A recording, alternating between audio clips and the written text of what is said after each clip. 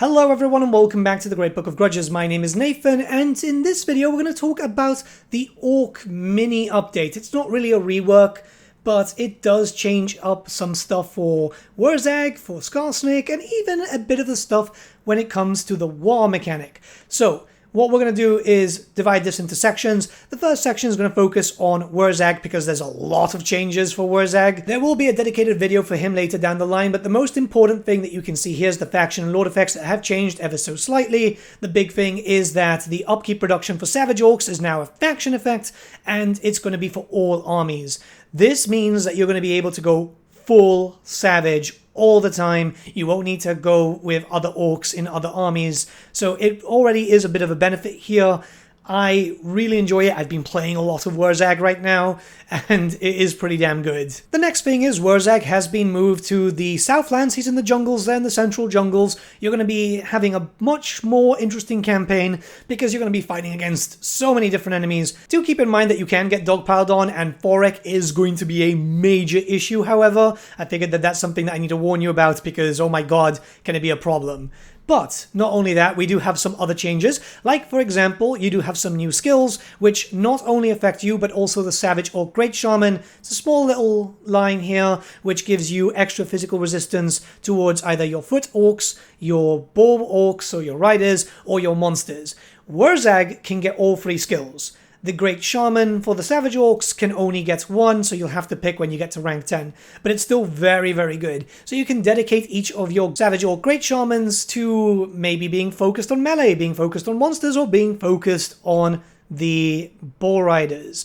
You're going to have stylized armies. It's really cool, actually. There are special settlements only available to Wurrzag, which will have this building known as the Effigies of Gork and Mork. They're there to help you for your Savage Orcs, also for your big war spells for all characters faction-wide, and a lot more magic for Wurrzag, for Faction Leader's Army, which is horrendously overpowered. It's really, really good.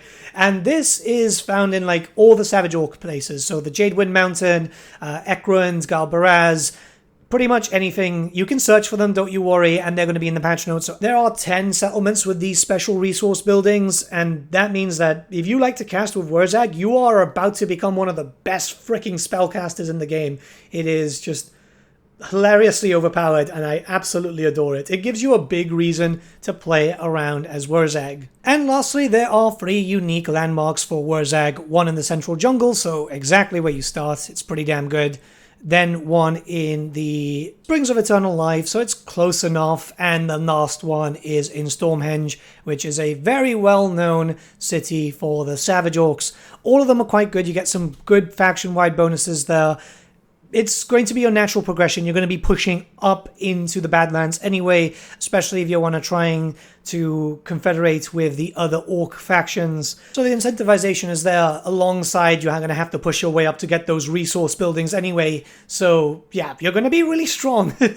I think Wurrzag becomes like Grimgore levels of strong whilst you've gotten all the bonuses, which is pretty damn fun. Next, there's been a few changes for Skarsnik. The first being that your faction-wide bonus isn't now upkeep minus 40 for goblin units. Instead, it's now minus 20 for goblins, but also squigs too.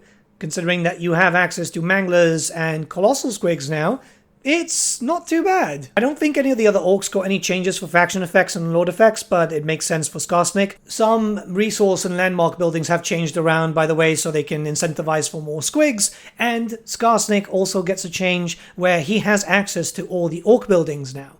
You'll still need to get Carrack 8 Peaks, which, I mean, that's not much of an issue. You just do beeline straight down, which is what normal progression is for you anyway. But after you get Carrack 8 Peaks, that means that all orcs will be available to you from every location. This also does mean that Carrack 8 Peaks did get a little bit of a change in terms of the bonuses acquired from capturing it and building it all the way to the very top, which the faction bonuses are actually quite good. You're going to be quite strong there. Overall, Skarsnik does feel a little bit better, and there will be a dedicated video for him. Don't you worry, it's just a matter of time. I mean, when you level it up to the very top, you get Control plus 10, Lord Recruit rank plus 4 for faction-wide, Leadership plus 20 for Goblins and Night Goblins for all armies, Attrition minus 50% when under siege in armies in region, Recruit rank plus 4 for Goblins and Night Goblin units for all characters, and unit experience plus 50 for faction-wide. So yeah, really, really good. Scrap has been given a new overhaul, mostly a new UI, which is just so much better. There's a bunch more effects, and some effects have been changed around. Some units have access to more, some units have access to less, but it ultimately works in such a better way. A lot of the effects are tied to your technology tree, but it does feel a lot better, and I think that it just looks a lot better too. Sometimes mechanics like that just really need to be overhauled visually rather than mechanically, because the scrap system worked okay, it just was really primitive for Total War Warhammer 3. It would have been fine as a Warhammer 1 look, but not for Warhammer 3. A lot of the less good effects have been reworked, so they're a bit better now.